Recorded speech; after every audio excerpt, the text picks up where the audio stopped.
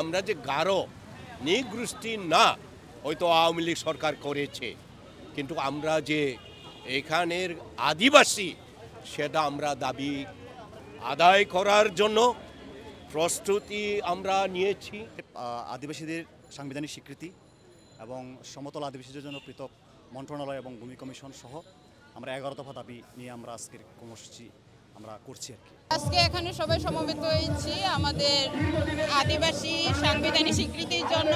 আমাদেরকে যাতে উপজাতি বলা না হয়, ক্ষুদ্র নৃগোষ্ঠী বলা না হয়, আমাদেরকে যাতে আদিবাসী বলা হয়, আমরা এই অধিকারটি চাই। আমরা এখানে মিলিত হয়েছি আদিবাসীদের নিরাপত্তার জন্য এবং আদিবাসীদেরকে সাংবিধানিকভাবে স্বীকৃতি জেনে দেওয়া হয় সেটার জন্য। আমাদের সমতল অঞ্চলের আদিবাসীদের জন্য পৃথক মন্ত্রণালয়। আমি ঢাকায় এলো 40-50 বছর আমি ঢাকায় বিএনপি আমল দেখেছি, জাতীয় পার্টি আমল দেখেছি, আওয়ামী লীগের আমলও দেখেছি, কিন্তু এইভাবে কোনো নিরাপত্তাহীন এরকম দেখি নাই, কিন্তু এবার দেখেছি। আমরা সমতলের আদিবাসীরা স্বাধীনতার 53 বছর থেকেই আমরা আসলে বিভিন্ন থেকে আমরা বঞ্চিত আর কি, সুযোগ সুবিধা থেকে বঞ্চিত। এই কারণে আমরা চাচ্ছি যে সমতল আদিবাসীর জন্য একটা পৃথক একটা মন্ত্রণালয় করা হোক। এবং আদিবাসীদের সবচেয়ে বড় সমস্যা ছিল ভূমি সমস্যা। এই ভূমি সমস্যা নিরসনের জন্য আমরা দীর্ঘদিন থেকে দাবি তুলেছি যাতে সমতল আদিবাসীর জন্য একটা পৃথক ভূমি কমিশন গঠন করা হয়। সংগ্রামী বন্ধুগণ, আমরা জানি বাংলাদেশ একটি বহুত্ববাদী দেশ।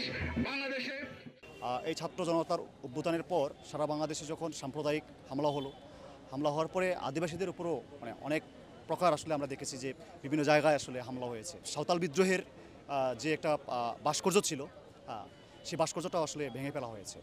এখন দেখেন যে আমরা চাচ্ছি যে এই যে সমতলের আদিবাসীরা সবসময় বিভিন্ন রাষ্ট্রীয় বিভিন্ন সুযোগ সুবিধা থেকে বঞ্চিত। এখন আমরা মনে করছি যে এই অন্তর্বর্তীকালীন সরকারেও যাতে সমতল আদিবাসীদের পক্ষ থেকে যাতে একজন প্রতিনিধিত্ব রাখা হয়, সেই দাবিটাও কিন্তু আমরা তুলছি। আদিবাসীরা যে বাংলাদেশের একটা বৈচিত্র্য, এই বৈচিত্র্যটা আমরা দেখাতে চাচ্ছি যে আমাদের কালচারাল শোডাউনের মধ্যে দিয়ে। এখানে বাঙালি সহ আরও বিভিন্ন জাতিগোষ্ঠী বসবাস। এই জাতিগোষ্ঠী বসবাস, বিভিন্ন ভাষা, বিভিন্ন সংস্কৃতির মানুষ রয়েছে।